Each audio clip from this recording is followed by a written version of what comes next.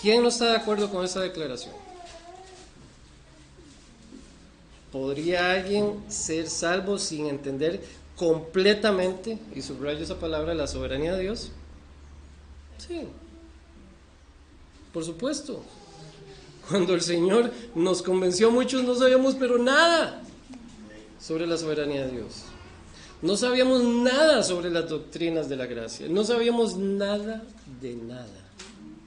Nuestra mente estaba atascada en la mente del mundo. Estaba infectada con las enseñanzas mundanas y con una religión totalmente desviada para los que de alguna manera fueron católicos de perilla, como lo fui yo, por obligación. Pero lo que sí voy a decirles, hermanos, es que también, y hago uso de mis notas otra vez, también entendemos que nadie que ha recibido la fe salvífica, salvadora, deja de arrepentirse. Nadie deja de arrepentirse que haya recibido la fe en Cristo. Esa fe posicional en el primer instante, donde aunque no entendíamos todas las doctrinas, el Señor nos salvó. Y tuvimos la fe únicamente en Cristo. No deja de someterse tampoco. El que tiene la fe salvadora no deja de someterse al señorío de Cristo, no lo dejará.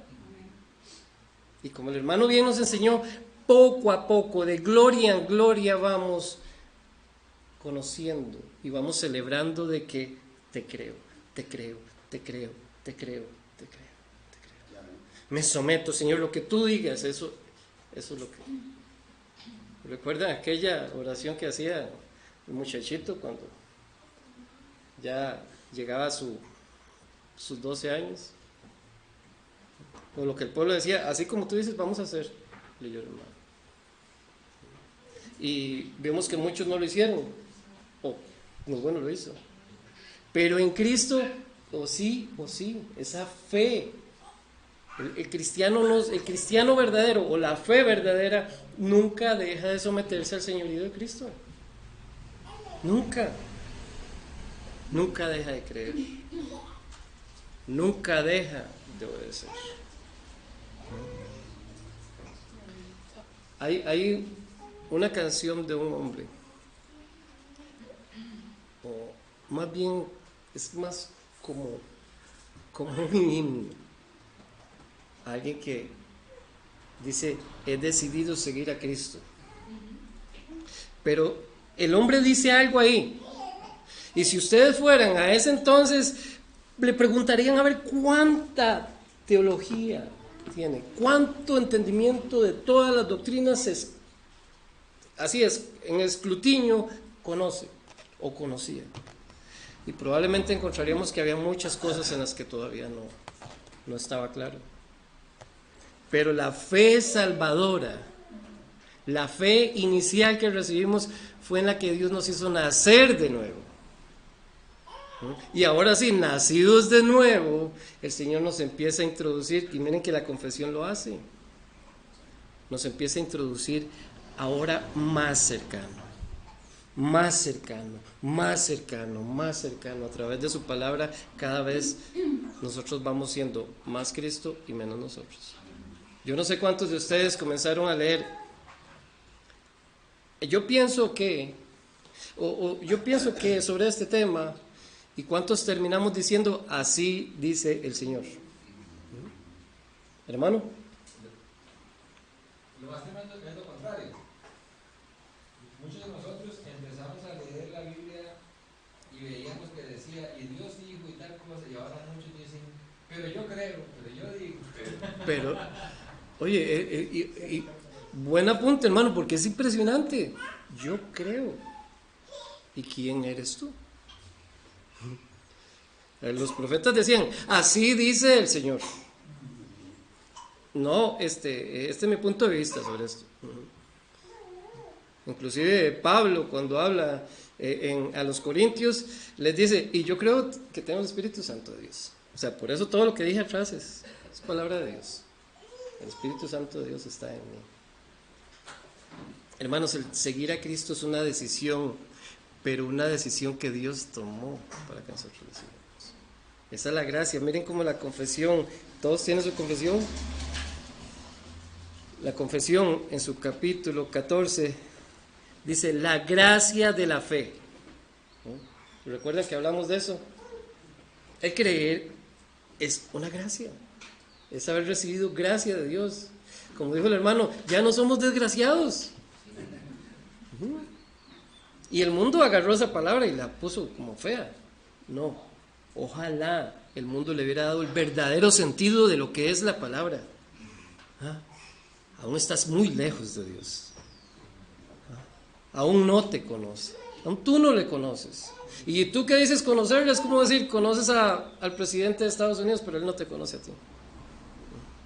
Muchos tienen un conocimiento superficial, pero hay otros que cuando reciben esa fe salvadora, como este hombre de ese pueblo, digo, he decidido seguir a Cristo. Y me gustaría que pusieran un poquito de atención, por lo menos en las primeras 2 estrofas, para que vean esa canción que escribió ese hombre. Y les recuerdo que su familia murió ahí. Él fue el último.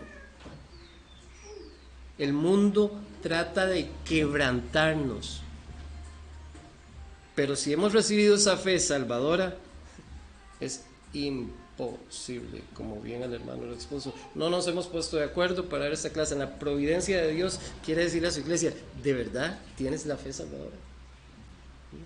Porque es una fe que está dispuesta a morir por mí. Hermano.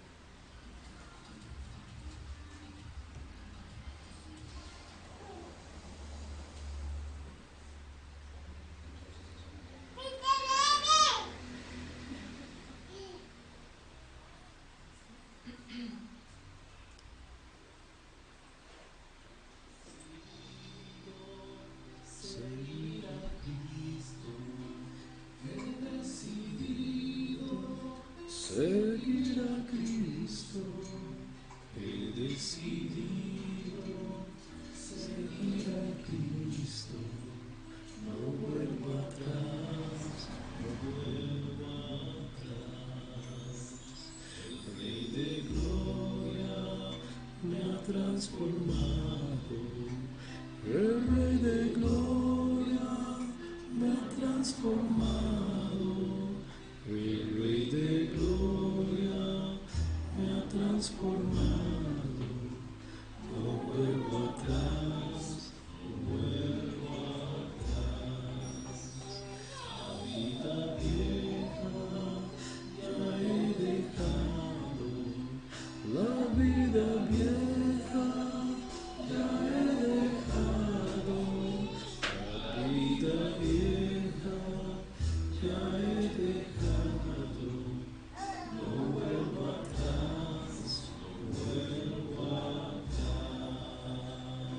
Amén. ¿Notaron que hubo un cambio en este hombre? Hubo una transformación en este hombre. Eso es lo que hace la fe verdadera, la fe salvífica. No te deja como estabas. No te deja como estabas. Tristemente, más adelante hasta hay un contraste entre esa fe que es verdadera y la que no es verdadera. Pero estableciendo la fe verdadera, la tiene Miguel Núñez, la tiene usted, hermano, igual. La comprensión de toda la Escritura, yo creo que ninguno de nosotros vamos a llegar a la plenitud de la comprensión de toda la Escritura. Como decía el hermano, tal vez hasta ni lo entienda, pero lo dice el Señor. Y eso para mí es suficiente. Y el párrafo 2 nos lleva a pensar en eso. Dice, por esta fe, el cristiano cree que es fidedigno todo lo revelado en la palabra por la autoridad de Dios mismo. Y aquí es donde nos lleva a la supremacía de la palabra. Ahora Dios nos salva y nos lleva a su palabra para conocerlo más íntimamente. Recuerden que es participativa la clase, ¿no? Pero ahora nos lleva a la supremacía de la palabra. Ningún escrito para nosotros tiene más autoridad que la Biblia. Ninguno. Y recuerden que la fe verdadera es la que nos lleva a creer eso. ¿Por qué digo eso? Porque veremos que hay un contraste donde muchos, llamándose cristianos, cuestionan la Escritura. La tratan de refutar, la tratan de argumentar. ¿Qué puedo y qué no puedo hacer? ¿A ustedes les parece que hay algo que no es claro en los mandamientos de Dios? O sea, como que está velado, oculto. ¿Verdad que todos son muy claros? Todo está tan claramente revelado. Bueno, ahí es donde la iglesia tiene un papel que jugar. La iglesia debe enseñar la sana doctrina, porque es esa sana doctrina la que te va a ir transformando más y más. Recuerden que la primera transformación la hizo Dios en nosotros, y después a través de su palabra nos sigue llevando más y más y más al conocimiento pleno de quién es Él. Eso es algo que va avanzando. El cristiano no se queda como llegó, no se queda con el entendimiento que entró a esa iglesia. De hecho, ese entendimiento a veces lo hace que salga de muchas. Ese entendimiento. ¿Y a través de quién? De la Escritura. La Escritura tiene supremacía. Supremacía en un cristiano. Y eso nos lleva a pensar en algo, en la cosmovisión bíblica. Pero también nos hace un contraste con la cosmovisión humana. ¿Qué es una cosmovisión? Es un conjunto de creencias y valores que rigen la vida de una persona. Todas las personas tienen una cosmovisión, una forma de ver la vida. Todas, y cada una de las que existen y han existido tiene una forma de ver la vida. Para mí esto es así, para mí esto es allá. Hermano. Mientras hablaba sobre la supremacía que tiene la Biblia y ahora sobre la cosmovisión de las personas, cuando yo empecé a leer la Biblia por primera vez, me lo puedo imaginar de esta manera, como un niño que cree a ciegas lo que va leyendo. O sea, era tanta el hambre que yo tenía por la Biblia y de conocer de Dios, que lo que yo iba conociendo acerca de Dios en el Antiguo Testamento, yo no tenía ningún problema en creer. Todo lo que decía, yo decía, amén, wow, qué bueno. Pero el problema fue que tuve un pastor que tenía una cosmovisión de algunos temas y distorsionó lo que yo ya había leído de la Biblia. Y así me enseñó. Y me distorsionó de acuerdo a su cosmovisión de algunos temas. Pero si yo hubiese seguido con esa mente de niño, de aprender a ciegas lo que la Biblia decía, yo hubiese aprendido acerca de la predestinación desde el primer año. Claro. Y yo iba leyendo. Pero hubo un maestro que me distorsionó lo que la Biblia decía.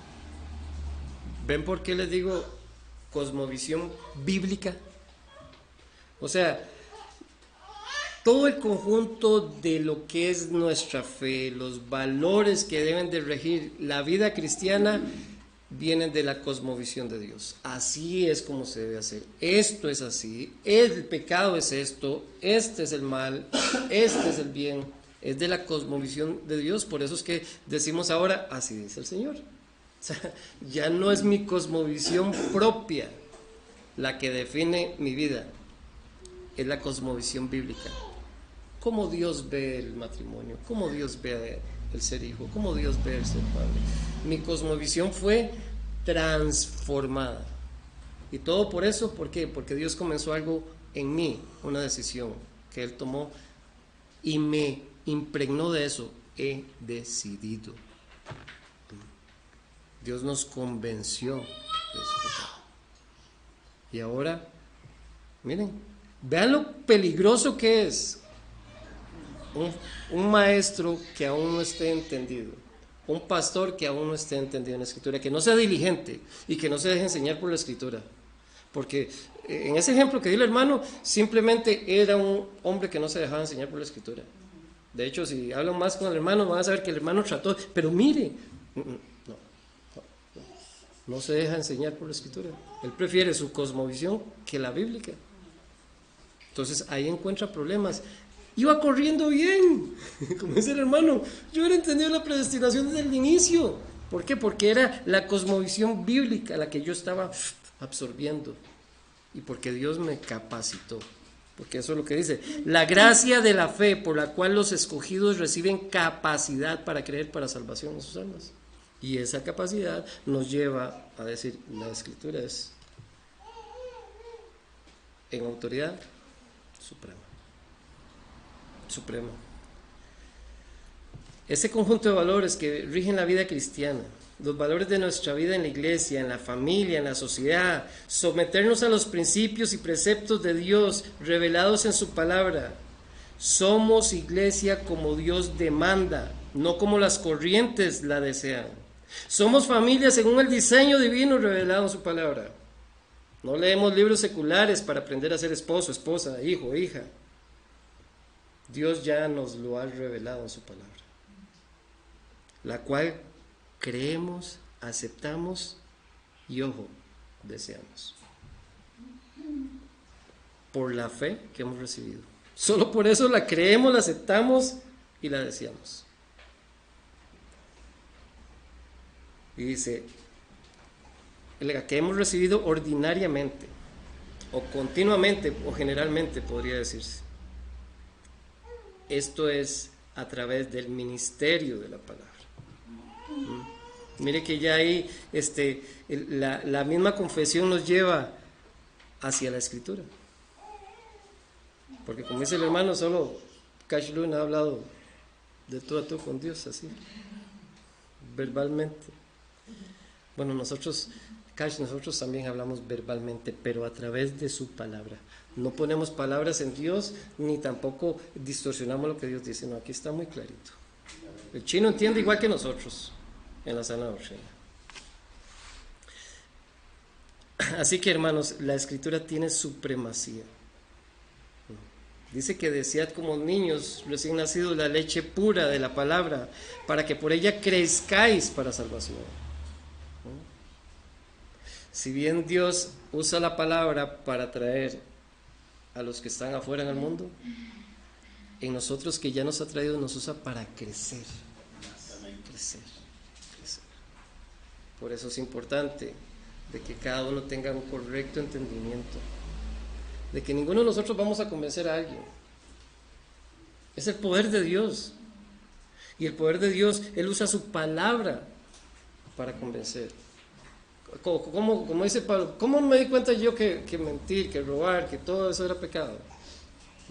¿O es que lo leyeron en el libro? Eso nos enseña en la escuela, en el primer grado, Paco y Lola, y eso no. Mamá amasa la masa y papá hace las otras cosas, ¿no? Pero no nos enseñan a obedecer a Dios. La Escritura nos enseña a obedecer a Dios, pero nos enseña también nuestro pecado. Nos enseña cuando no estamos obedeciendo, porque hace contrastes. Así se ve la fe salvadora, así es como no se ve la fe salvadora. Esa es una falsificación. Hermanos, Santiago 2:14 dice, ¿de qué sirve, hermanos míos, si alguno dice que tiene fe, pero no tiene obras? ¿Acaso puede esa fe salvarle? Esa fe es viva, es eficaz, como el hermano leía ahora, hay una palabra ahí que dice que está viviendo, o sea, viva, vivificada, vive. La fe que nosotros tenemos tiene vida propia en Cristo, no es nuestra. Así que esa fe verdadera va a dar fruto. Por eso es que me pregunto yo, hermanos, porque el ministerio de predicar la palabra, de enseñar la palabra, es algo que la iglesia debe hacer. Los pastores deben hacer. Es una responsabilidad. Pregunto, ¿tengo derecho a probar si mis hijos me están obedeciendo de verdad? ¿Tengo? O sea, ninguno de ustedes me vería raro si yo pruebo a alguno de mis hijos a ver si lo que me dijo era de pura palabra. ¿Tiene derecho Dios a probar a los suyos? A ver si esa profesión era de verdad. hermanos, y lo hace públicamente, a través de su iglesia. Porque es en la iglesia donde usted ve, como el hermano ahora decía, muchos que se van. Porque esa fe llega a un momento en que la autoridad que Dios le dio a su iglesia prueba esa fe. Hermanos, yo no sé si todos lo entendemos, pero la fe que recibimos a través de la palabra, donde nos va revelando y nos va enseñando y nos va enseñando, nos lleva a entendimientos que no teníamos antes. Yo creo que todos aquí podemos decir, yo eso antes no lo entendía. Y el hermano predica y, mira, sí, ahí está. Y usted tiene su Biblia en su mano. Puede constatar que la autoridad de Dios en su palabra es mucho más alta que la que usted misma tenga sobre su vida. Y usted quita esos argumentos suyos y le da espacio a la palabra, por la obra que Dios hizo en nosotros. Entonces la iglesia a veces llega donde una persona a ver si es cierto eso. Y aquí por lo menos no se podría hacer, y si alguien lo hace, frenémonos o frenémoslo. ¿Cuál es tu argumento bíblico? O sea, fundado en la palabra, para decirme que de alguna manera yo estoy pecando. Porque la fe verdadera va a aceptar lo que es de Dios, va a aceptar su palabra, le va a dar supremacía a la palabra. Entonces sí, a veces se ve que no hay fruto en una persona y la iglesia debe responsablemente llevar la escritura a esa persona y decirle, algo debe estar pasando acá. Pero como dije antes, no estamos diciendo que esa persona no sea salva, pero sí decimos que un salvo se arrepiente, cree, así dice el Señor, suficiente para mí, y obedece. Y obedece. Mi esposa no debe obedecerme porque yo sea el cabeza de hogar.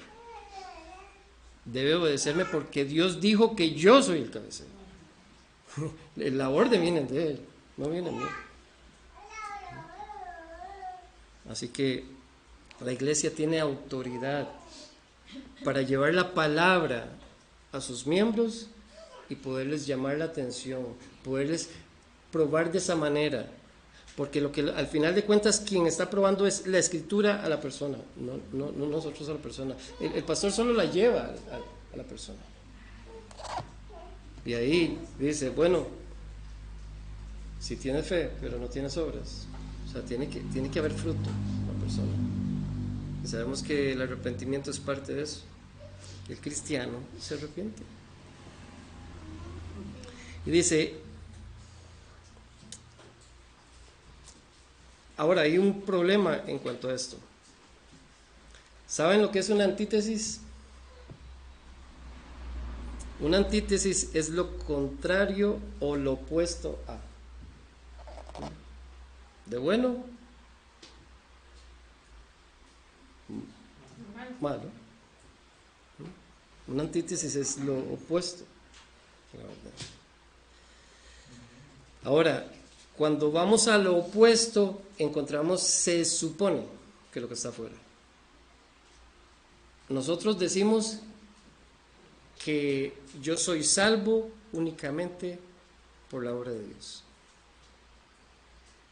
El mundo, muchos allá dicen que aquí sálvese quien pueda, que queda como en su poder. No, el poder es el de Dios, no es mío, yo no tengo el poder. Eso es opuesto a la fe. Es lo contrario. La mente del inconverso está gobernada por el razonamiento humano. Es totalmente la antítesis de la mente de Dios, la mente del mundo. Romanos 8, 6 al 7 dice, porque la mente puesta en la carne es muerte, pero la mente puesta en el espíritu es vida y paz. Ya que la mente puesta en la carne es enemiga de Dios, porque no se sujeta a la ley de Dios, pues ni siquiera puede hacerlo. Pero la mente del creyente está gobernada por la mente de Dios. Es una antítesis. La de afuera está gobernada por la mente del mundo, la mente de la carne, pero la de cristiano está gobernada por la mente de Dios. Eso es una antítesis. Uno esperaría que esta decisión fuera entre creyentes e inconversos solamente, ¿verdad? O sea, uno desearía que fuera así. El creyente solamente acepta la revelación de Dios como verdad absoluta, mas el inconverso solo acepta lo que concuerde con su cosmovisión, ya sea personal o cultural, ¿verdad? Porque hay cosmovisiones que envuelven a la persona por la cultura donde viven, o el contexto cultural. El gran problema que tenemos nosotros con la fe es lo que decíamos, hay una fe que salva y otra que no. Y como dijimos, quisiéramos encontrar solo esa antítesis entre los que estamos aquí y los que están afuera. Pero encontramos un punto medio. ¿Cómo hacemos con eso? Porque encontramos un punto medio. Encontramos esas cosas de afuera que se han metido dentro de la iglesia. Y ya la fe o la cosmovisión bíblica no se ve tan clara en las personas. Ya traen razonamientos o entendimientos del mundo para querernos enseñar dentro de la iglesia. Así que sí, afuera la mente del inconverso está prejuiciada de argumentos y presuposiciones igualmente prejuiciados. Para el converso no es probable que uno pueda creer la veracidad de las Escrituras. Esperaríamos ver una marcada diferencia entre la iglesia y el mundo secular. Desafortunadamente a veces no es así. Vemos congregaciones siendo regidas no por el principio de sola escritura, sino combinándolo con razonamiento humano, ya sea por sus líderes o por el entorno del mundo que se ha introducido en la iglesia. Que como leímos en Romanos, esa cosmovisión es enemiga de Dios. No pueden someterse, no quieren someterse. Y lo triste es que vemos a personas dentro de la iglesia que no quieren someterse. Y si les das un tiempo, no pueden. Si les das un tiempo, no pueden. Nosotros hemos recibido oro puro. Pero ¿cómo es posible que ese oro no tenga valor para muchos? Así, son prejuiciados mucho en la iglesia. Reciben prejuicios del mundo y lo traen al entorno de la iglesia. Así que es necesario, hermanos, ver un contraste entre la iglesia, entre esa fe salvadora y la fe falsa. Dice MacArthur que él iba con su maleta en un avión y alguien le dijo: wow, qué linda maleta, es de cuero, ¿ah? Él dice MacArthur: no, es de plástico. Pero parece cuero. Es de plástico. Sí, plástico. Muchas veces hay personas en las que parece haber fe verdadera, pero cuando la pruebas es plástico. Tristemente, hermanos, el entorno, la posmodernidad y todas esas cosas que se han venido metiendo, no de ahorita, esto es viejo. Mire, este autor que escribe sobre la fe y posmodernidad, dice de su libro: una cosmovisión cristiana para un mundo fragmentado. Y esa es una nota personal de él, dice: hoy la actitud de muchas iglesias no es crítica frente a los valores del mundo circundante, sino que se identifica con ellos, a tiempo que la cultura dominante promueve la prosperidad como el bien más alto. La iglesia proclama a Jesús como el camino a la prosperidad. Y esto no es de un autor de hace 5 años. Oiga, promueve la actitud de estas iglesias, más bien promueve lo que está allá afuera. Y dice: ahora Cristo, lo que decía el hermano, ahora Cristo es el que te va a sacar de todas. Sí, hermano. Nos dimos cuenta de una iglesia de San José de la Puebla, por ahí, una de tantas, no me imagino, que para la semana pasada el pastor dijo, no vamos a tener culto, pero vamos a tener un festival navideño. Y hubo un concurso de abrigos navideños, a ver quién era el que llevaba el mejor abrigo navideño. Pasaban al frente y todo el mundo votaba y todas las cosas. No hubo culto. La pregunta sería, ¿qué entendimiento tiene ese pastor y las personas que van a esa iglesia acerca de lo que Dios dice, lo que es un culto, la prioridad que tiene el culto y lo que es una iglesia? O sea, ellos están lo que ellos quieren hacer por encima de lo que Dios hace. Exactamente. No, y otro hermano que me dolió mucho también, que estaba, se supone que está entendido de la doctrina de la gracia, y yo quería arrimarlo a la confesión de fe, y me di cuenta que, más bien me dijo, es una misión, ¿verdad?, que él está trabajando, no es oficialmente iglesia, ¿verdad?, ordenada, y le dijo a los hermanos, sí, que cerraban, está bien, ¿eh? Que se rabia. Hermano, yo creo que usted está hablando de alguna compañía o alguna constructora. Yo quería no tener pelo para agarrarme el pelo. Pero, hermanos, es impresionante. Tiene su confesión ahí. Leamos en el párrafo 3 y veamos el contraste. Esta fe, aunque sea de un nivel diferente y pueda ser débil o fuerte, porque no, la iglesia no demanda de que su fe sea como para mover montañas. De hecho, ese verso ni siquiera dice que nosotros podemos mover montañas. Si yo tengo fe en Dios, Él puede hacer eso. Él es el que tiene el poder para hacer todas esas cosas, no yo. Pero dice, si esta fe puede ser débil o fuerte, es sin embargo, aún en su nivel más bajo, oigan, su nivel más bajo, Cristo dijo que los suyos llevarían fruto, ¿verdad? 30, 60 y el 100. Ustedes saben que eso es una hipérbole. Eso es una exageración. Ninguna cosecha lleva semejante proporción de 1 a 30. Pero Cristo dice, los míos sí. Ellos se salen de los parámetros del mundo. Es más, de lo que yo creé. Los que en mí llevan mucho fruto. 30, 60 y el 100.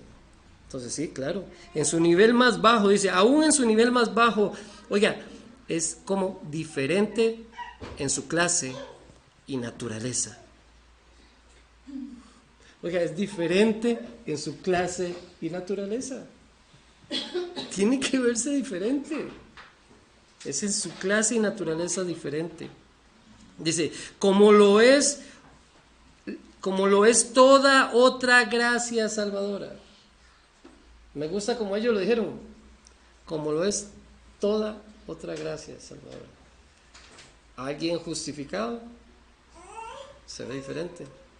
Alguien a que ha sido adoptado a la familia de Dios se ve diferente. Ya no es el hijo del diablo, ya no imita al diablo, y ahora imita a su Padre Celestial. Se ve diferente. Dice, otra gracia salvadora de la fe y la gracia común de aquellos creyentes que son solo por un tiempo. Contraste. Aún en su nivel más bajo es diferente a la gracia común que hay. En esos que son, como dije, ese punto medio. Están dentro de la iglesia, pero el mundo nunca salió de ellos. Ellos entraron a la iglesia, pero entraron con todo el mundo. Entraron con sus prejuicios, todo lo que leí del incrédulo. Vienen prejuiciados, no quieren, ni quieren entender la palabra de Dios, ni la quieren aceptar. Igual que los de afuera. Dice, esta fe es diferente. Aquí es donde vemos esa fe salvadora y la que no salva. Tienen una fe superficial, falsificada como el maletín de MacArthur. Así que dice que lo son solo por un tiempo. Miren el apoyo bíblico que tiene. Santiago, Segunda de Pedro, Juan 5:4.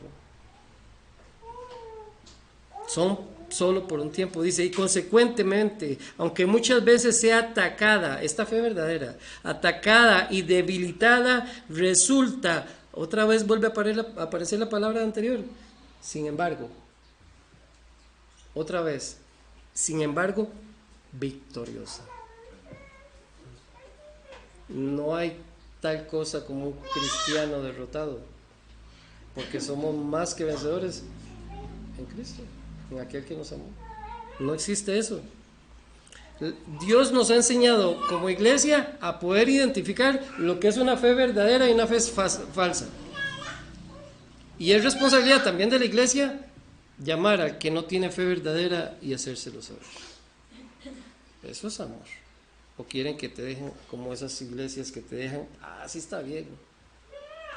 Aquí aceptamos a todos como son. No. La iglesia de Cristo no, porque ella tiene una fe verdadera, que es victoriosa.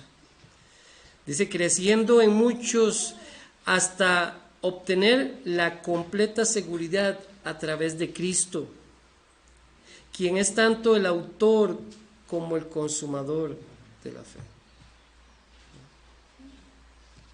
Les vuelvo a leer en la cita de este hermano.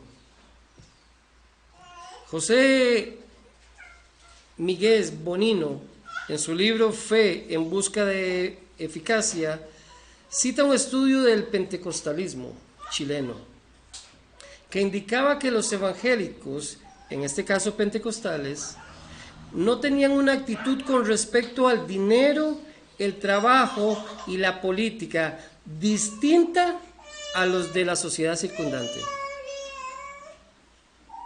Todo lo veían igual a como lo veían afuera.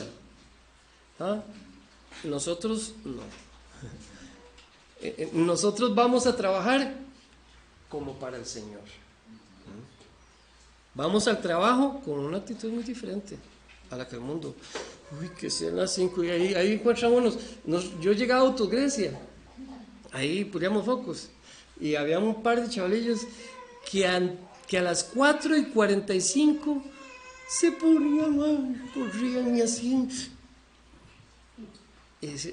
Pero un día Karen y yo vimos la actitud. ¿Qué pasó? Porque están así tan afanados.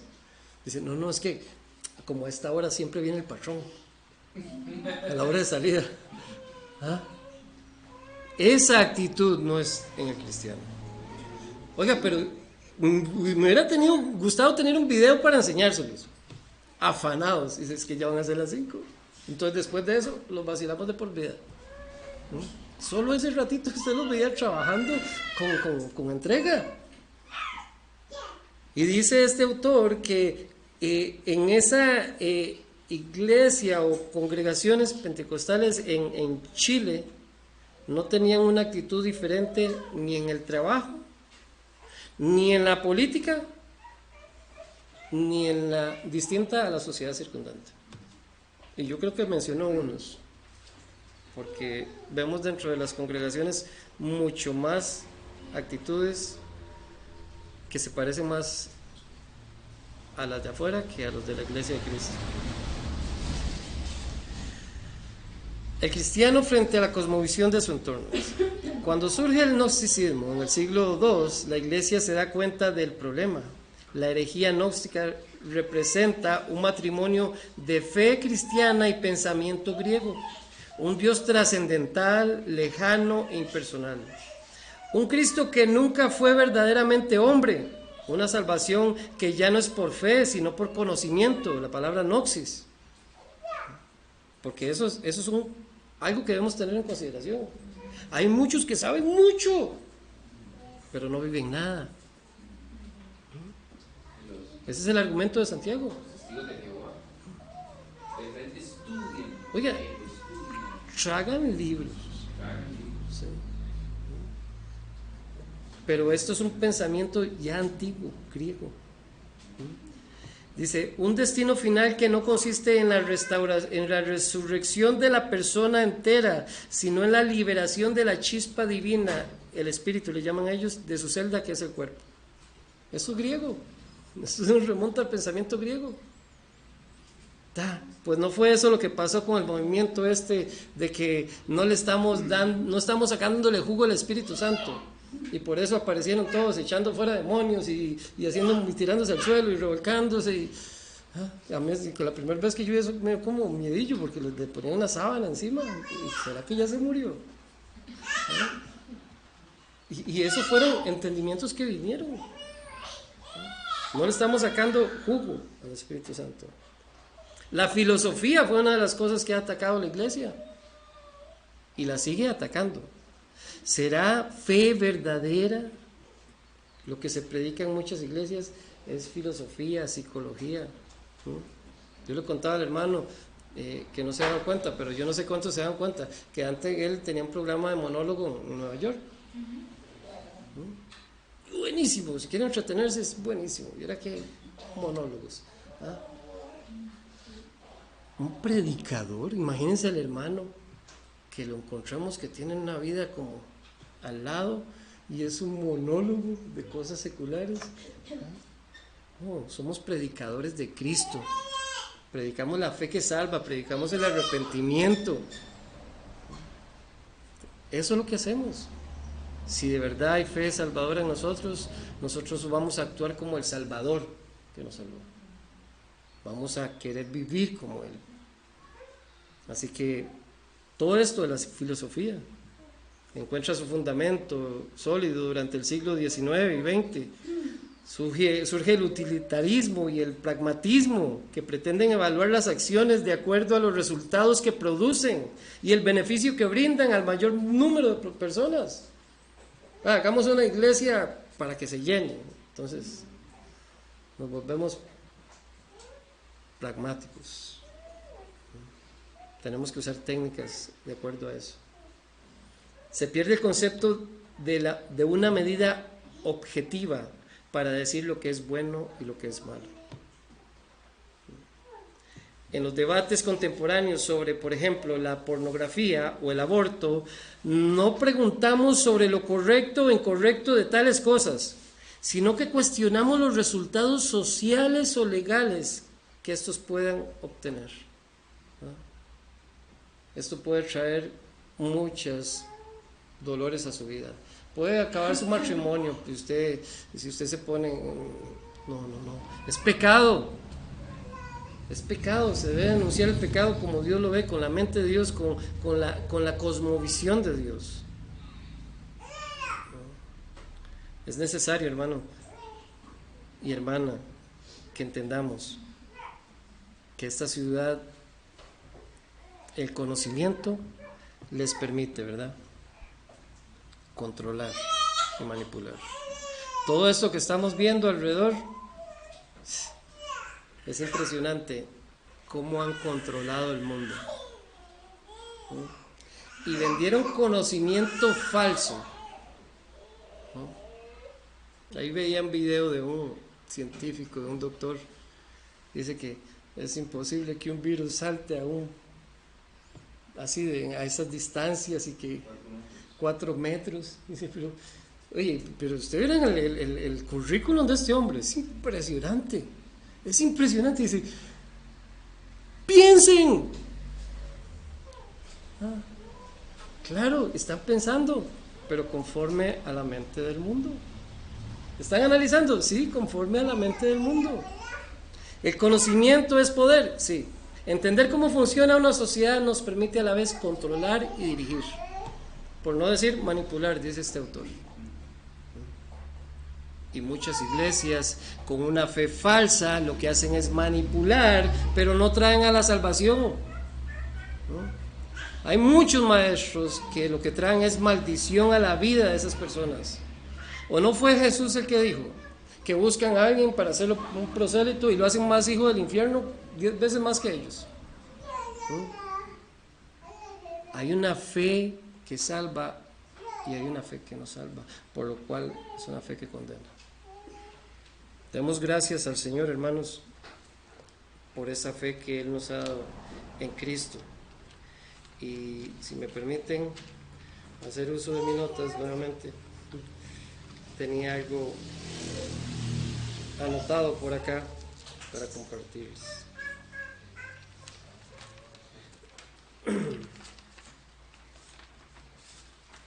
si lo encuentro.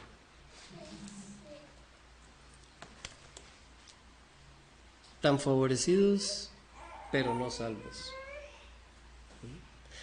Tan favorecidos, pero no salvos. Hermanos, aquí y en muchas iglesias, la intención primaria del predicador y de los hermanos en Cristo es alimentar.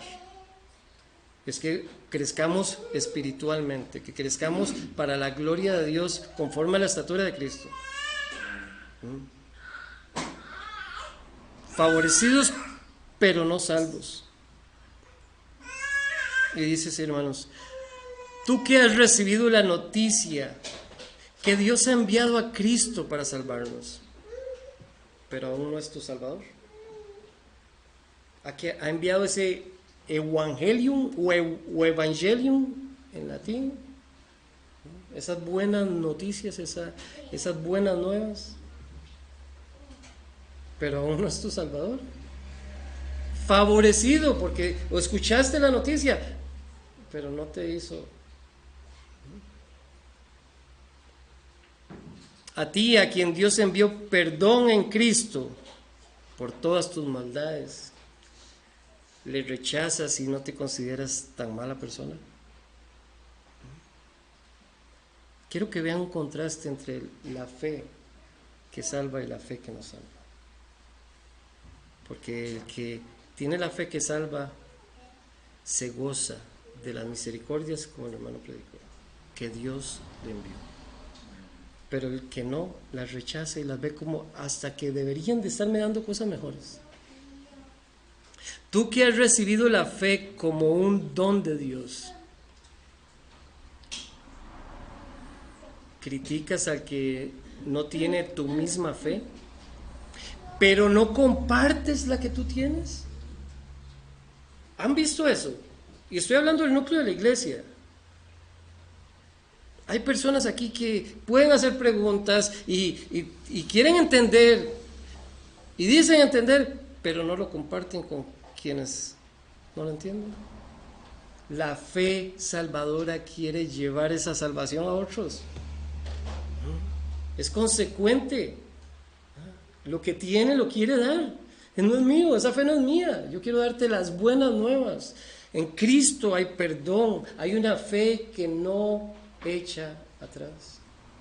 Hay una fe que te va a dar sustento, cobijo, abrigo, perseverancia en medio de la aflicción. No te preocupes por la aflicción, preocúpate si no tienes la fe para pasar a través de esa aflicción. Tú que has sido favorecido teniendo una Biblia en tu mano, donde nos enseña el amor, a ser padres, madres, esposos, esposas, hijos, a vivir no como carnales, sino como espirituales, aún sabiendo que muchos mueren por defender su fe. ¿Tú no abrazas el consejo de Dios que hay en las Escrituras, en su palabra? Diciendo ser cristiano, vives como cualquier mundano. Tenemos en las Escrituras todo para vivir correctamente, según Dios. Todo. Pero cuando vemos, a veces lo traemos a colación y vemos las personas rechazando la disciplina, lo cual es una grandísima misericordia para todos nosotros. El que nos jale en el aire es una grandísima misericordia. Pero dice la Biblia que el necio desprecia la corrección. Y tome la palabra necio como aquel que desprecia la palabra de Dios. Eso es necedad. Despreciar el consejo, la palabra de Dios es necedad. Y a veces la disciplina es tan necesaria que Dios al que toma por hijo, solo vean, de primera entrada, lo que viene es viciado y dañado de ahí afuera. Lo primero que necesita es ser corregido, ser disciplinado. Y a veces duele, sí, hermanos, pero si tienes una fe verdadera, ahí viene que la va a soportar. Va a ser paciente y va a entender, Señor, yo no me quiero ver justo ante mis propios ojos, pero otros hermanos me están viendo que no estoy bien. ayúdame, dame fortalezas, dame humildad, quita el orgullo de mí. La fe salvadora es humilde, no es orgullosa, no es ostentosa. Hermanos, si alguno tiene algún comentario, algún aporte, porque los veo muy callados, espero que todos salgamos pensando y analizándonos, porque hermano Francisco se ha pasado por aflicciones, lo hemos visto, pero en medio de esas aflicciones fue más fuerte su fe. Roberto, usted está esperando para aplicar para membresía. En medio de esa espera, su corazón está confiado de que es Dios el que tiene el control. Hermana Janina, usted está en muchas áreas, como muchas mujeres, todavía en la labor del aprendizaje de ser esposa, porque yo no vine aprendido a ser esposo, lo he aprendido, adivine cómo, siendo esposo mediante la palabra de Dios. Antes nunca lo fui. Entonces, me someto a la palabra. Todavía tengo fe en medio de la espera, de la aflicción, de la necesidad. Porque si toda esa fe lo único que te lleva es saber a Cristo, tienes la fe salvadora. Tienes la fe salvadora. Esa fe no va a echar atrás. Sea mucha o poquita, como dice la confesión, siempre va a ser victoriosa. Hermanos, si alguno tiene algo, díganme. Una fe salvadora sigue siendo, o sea, salvadora si la persona puede compartir la palabra, pero con grupitos pequeños, pero no con multitudes. O sea, un ejemplo, digamos que yo puedo compartirlo tal vez con solamente 2 personas, pero no con la iglesia en general, así todo el mundo. Que la puedas compartir afuera. Una fe salvadora, eso es evidencia, puede ser una evidencia.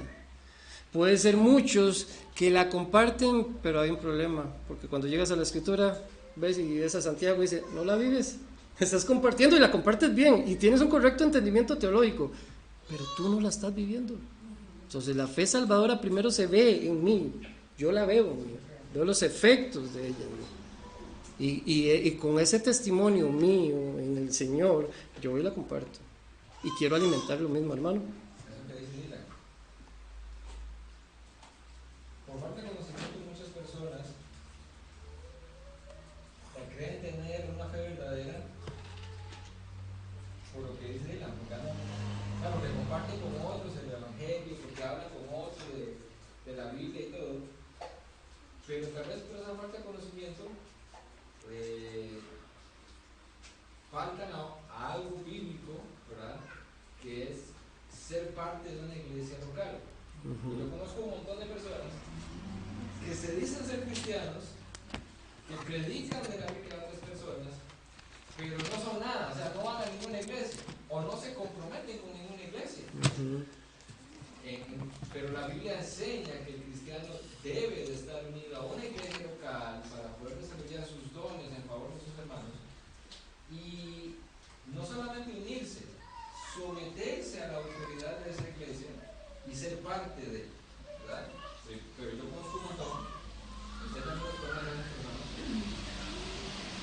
conocen de la Biblia, comparten de la Biblia con otros, pero no van a ninguna iglesia. Y la pregunta es, ¿qué fe tendrán? Una fe bíblica obedece lo que la Biblia dice. Y la Biblia enseña que debo ser parte de una iglesia local, someterme al gobierno de esa iglesia local, y entonces yo comprometerme con esa iglesia. Pero esas personas comparten el evangelio con otras, como dice ella, comparten el evangelio con otras, pero ellas no aplican para ellos. No aplican para ellos lo que ya saben. Correcto, y hay muchos que lo saben. Hay otros que tal vez por desconocimiento creen que son parte nada más de la iglesia universal y que no deben de ser parte de la iglesia local, pero muchos lo saben. El problema es que cuántas páginas de la Biblia están arrancando, hermano. Al pensar así, ¿cuántas?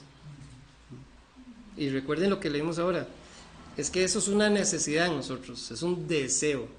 Porque si la Escritura nos dice que no dejemos de congregarnos, yo podría preguntar, ¿y a dónde? Y ahí vienen las respuestas. Al cuerpo de creyentes local. No, hablando de lo que es el amor en la iglesia en cuanto a la observación y la llamada de atención o la validación de dones que también sabemos que tiene la iglesia, se me viene a la mente que incluso en el mundo, en núcleos familiares que se preocupan para que el núcleo familiar esté unido, no para la gloria de Dios, porque el mundo no lo ve para la gloria de Dios, entonces acuden a los psicólogos. Y hay unas técnicas de terapia, ahorita no recuerdo el nombre, que de hecho hacen una evaluación de los miembros de la familia. Se puede hacer en familia o en el trabajo. Y es interesante porque lo hacen de una forma un poco simuladita, suavecita, ¿verdad? Pero es interesante, la explico rápido. Cada quien agarra una hoja y se dedica a observar a un miembro de la familia. Que si la familia tiene 4 miembros y le van a decir cosas externas que tal vez él ya sabe. Pero hay otras evidentes que él se niega a creer que todos los miembros de la familia ven. Por ejemplo, el papá es un desordenado, pero él no quiere admitirlo.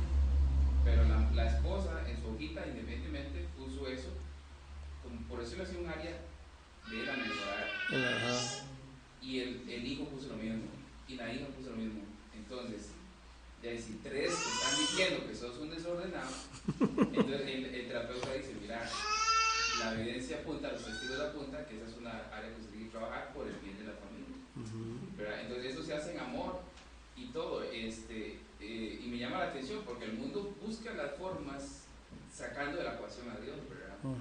Nosotros es más bien sometiéndonos a la palabra de Dios, pero qué importante es lo que la iglesia hace para ayudarse unos a otros en su madurez cristiana, en el reconocimiento de los dones y en el reconocimiento de esta fe salvífica.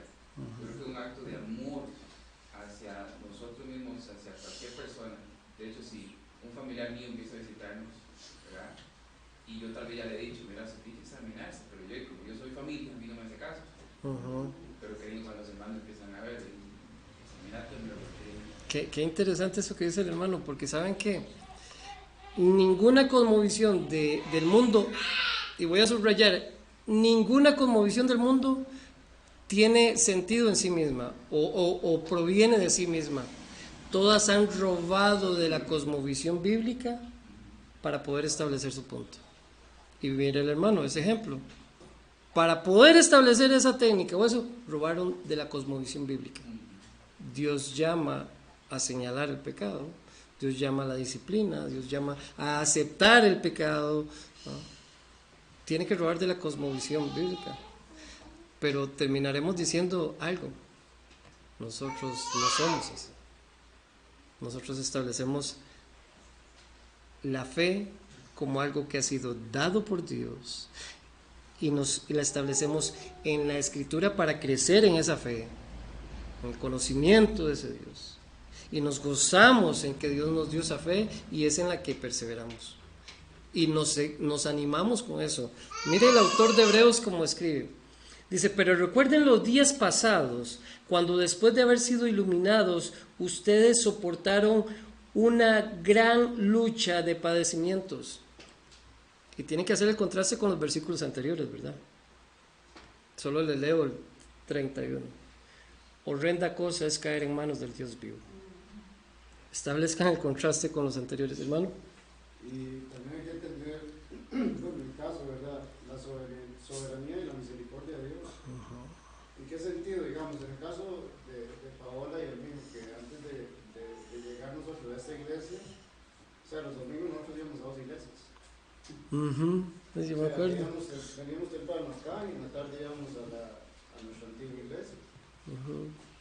Y nosotros nos estamos congregando allá, pero estamos siendo maltratados. Y ya estamos llegando al punto de decir, ya no vamos. Entonces así, ese es el punto que yo quiero que también ver de esa misericordia de Dios, porque entonces, hablemoslo así, y yo lo digo porque yo lo viví. Hay mucha gente la Biblia dice que se congregue. O sea, ve la misericordia y la soberanía de Dios ahí. O hay gente en este momento, eso lo digo, en serio, que no se están congregando no porque no sean santos y no sean creyentes, sino que están siendo maltratados dentro de sus iglesias, están siendo perseguidos, están siendo excluidos. Entonces, ¿dónde ponemos la balanza ahí?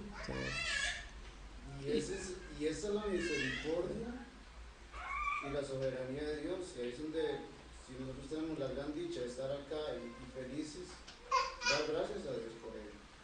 Porque hay mucha gente allá afuera que se está brincando eso, que prefieren no congregarse. ¿Qué conflicto? ¿Qué Te lo conflicto? digo porque yo estoy en los salares un domingo, ¿verdad? En la mañana acá y en la tarde allá. Y yo conozco más o menos todo lo que pasó, porque cuando eso ya estábamos, ya Roberto, yo estaba asistiendo allá abajo. Pero, hermano, contésteme algo. ¿Cómo usted se dio cuenta de que allá estaba mal y en otro lugar podía estar mejor? O sea, ¿qué lo convenció? Y ahí yo siempre que me hablan a mí sobre el testimonio, yo soy medio quisquilloso con eso. Pues yo que quiero que se enaltezca y que sea glorificado sea Cristo. Amén. ¿Me entiendes? Entonces yo cuando me hablan de testimonio, es mi pensar, ¿verdad? Mi pensar. Yo sé que Pablo hasta ahí daba su testimonio y todo, no es algo que sea mal. Pero yo llegué por la escritura. Por la escritura, o sea, a mí nadie me habló nada antes de, sino la misma escritura. Y es la misma escritura, yo se lo digo a mi mamá, y se los digo así, yo entré en una depresión que duré casi que 3 meses encerrado, donde no podía salir de la casa, ni tomar el carro, es más, ni mañana, gracias a Dios por eso no me conocían. Hoy sí, ¿verdad? Hoy sí se bañó. Hoy sí. Entonces, que la única paz y tranquilidad que yo sentía era a través de la palabra de Dios y en oración. Es más, yo le rogué al Señor por salvación. O sea, yo le rogué al Señor por salvación porque el temor parte que yo sentía cuando eso era que yo no era salvo y que yo no era salvo. Y ver el mundo lo que decía, con ese montón de fantasías, por eso yo siempre defiendo la palabra. O sea, yo quiero que la gente vea la palabra sencilla. No que se la compliquen y vean ese montón de fantasías de que si pasa una estrella fugaz, el Señor se acordó de mí, que si se levanta, no, nada de eso. Eso nunca va a suceder, eso no me aleja uno más de Dios. Y ve gente que dice como, bueno, yo conozco una segunda persona que habló con Cristo, ¿verdad? Entonces... ¿Usted conoce otro? Yo conozco una ahí, no mi mamá por aquello, ¿verdad? Pero que hablaba con Cristo porque yo no puedo. Entonces ve dónde está la salvación mía. Y rogarle al Señor, Señor, o sea, ten misericordia de mí, llegar a ese punto de rogar usted por tu salvación. Por eso yo le digo, o sea, como dice la canción, yo no me echo atrás. Sí. O sea, fallaré, seguiré siendo pecador. Es más, yo soy pecador y los que están afuera son pecadores, pero el Señor a mí me ve santo. Qué misericordia. Amén, Porque amén. yo soy pecador. Amén. Y los que están afuera No lo también, vamos a dejar de pero es ser. el Señor el que me ve santo a mí. O sea, yo no me puedo ver santo. No sé, Señor. Pero ahora eso es lo que hablamos de la clase pasada. Ahora eso es lo que traía la aplicación. La fe salvadora de una persona que reconoce y se arrepiente. Como dije, también reconoce y se somete. Reconoce la autoridad que Dios puso. Y reconoce que Dios es el Señor, el Curios, el amo. Por lo tanto, le obedece. Entonces a veces la iglesia debe establecer esos parámetros. Pero, hermanos, ¿ven por qué uno de los encabezados, aunque no les dije que era un encabezado, es la supremacía de la Escritura? ¿Sí? Porque eso es lo que Dios ha usado para irnos puliendo.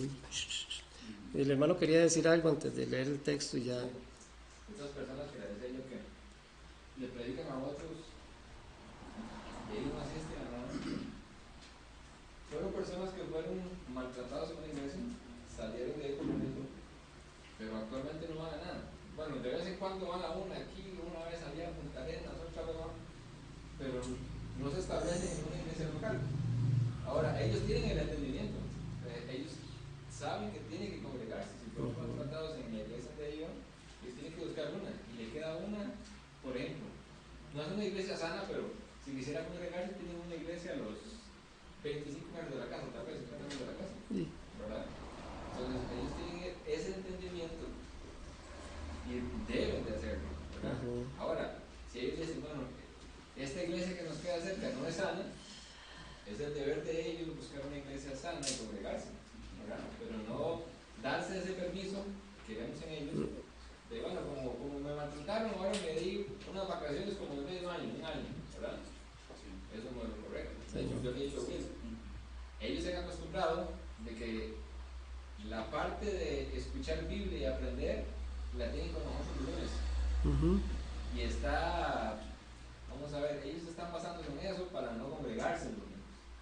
Entonces también, y le hemos hecho ver eso indirectamente de muchas maneras, pero creo que la próxima vez van a ser muy directas. O sea, se congregan o no volvemos. Sí, qué importante, porque la iglesia no es un ente diplomático. ¿O ustedes les parecen que Martín Lutero, bueno, en ese momento de la Reforma, lo que menos existía era la característica de diplomacia o diplomática entre ellos? De hecho, ellos se hablaban muy feo, muy fuerte, eran muy conchos. Tanto que Martín Lutero le dice a uno de sus contemporáneos, opositores, si lo quiere decir, lo que tú dices es como que trajeras eso en bandejas de oro y de plata, pero están llenas de estiércol. Se llamaba perros. Nada diplomático, ¿verdad? A veces nosotros nos preocupamos tanto por ser diplomáticos que no denunciamos el pecado. No, la iglesia verdadera de Cristo, conforme al tiempo ha cambiado, conforme al contexto cultural ha cambiado. Sigue siendo la palabra la que establece cómo debemos vivir en cualquier contexto cultural, cómo debemos obedecer en cualquier contexto cultural.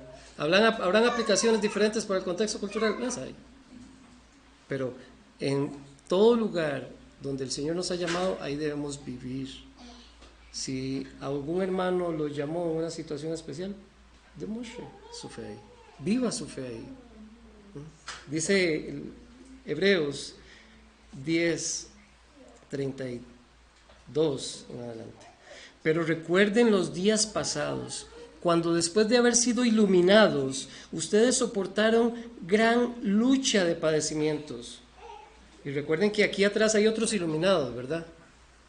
Pero estos, dice, soportaron gran lucha de padecimientos, por una parte siendo hechos un espectáculo público en oprobios y aflicciones, por otra siendo compañeros en los que eran tratados así.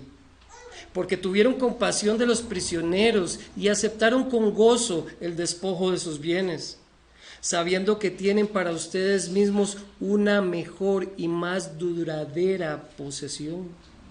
Por tanto, no desechen su confianza, en la cual tienen gran recompensa, porque ustedes tienen necesidad de paciencia para cuando haya hecho la voluntad de Dios, obtengan la promesa.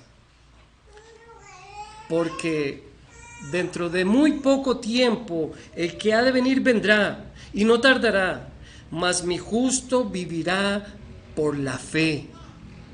Si retrocede, mi alma no se complacerá en él.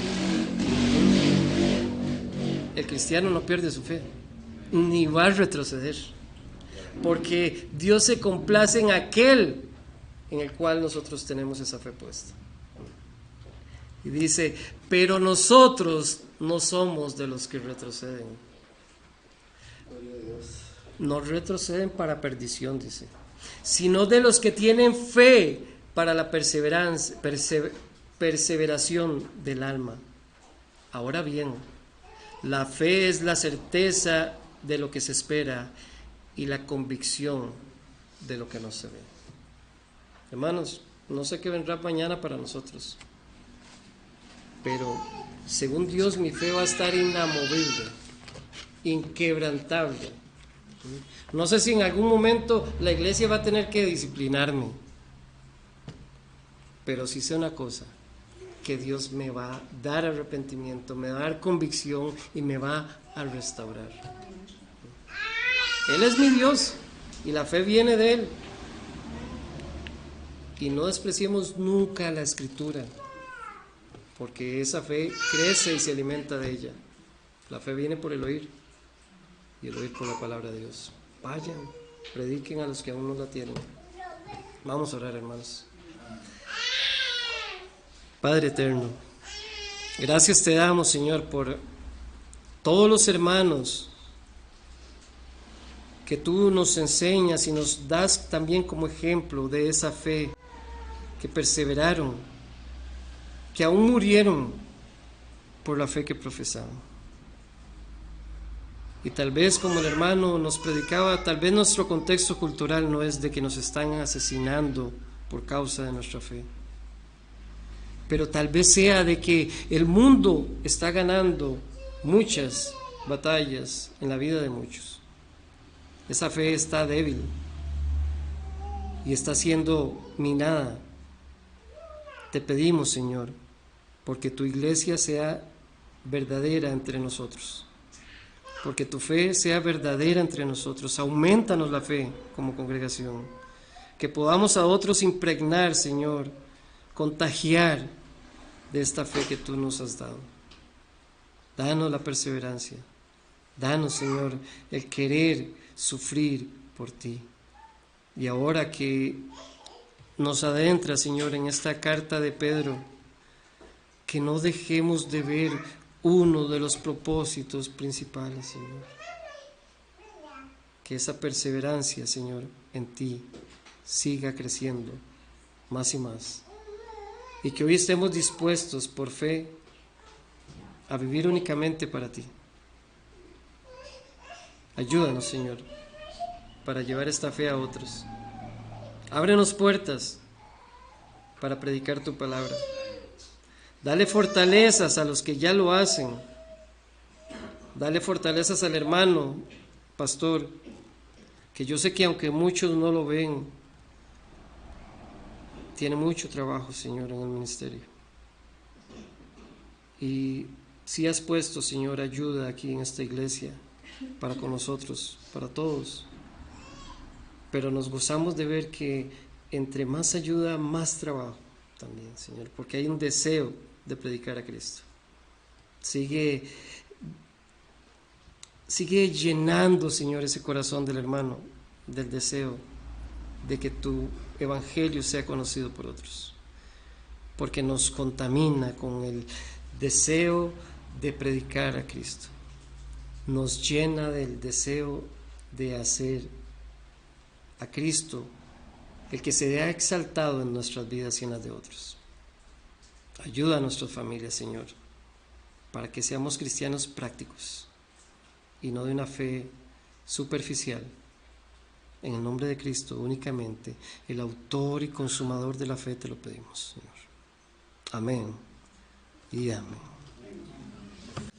Hermanitos, que el Señor los bendiga, que el Señor les acompañe.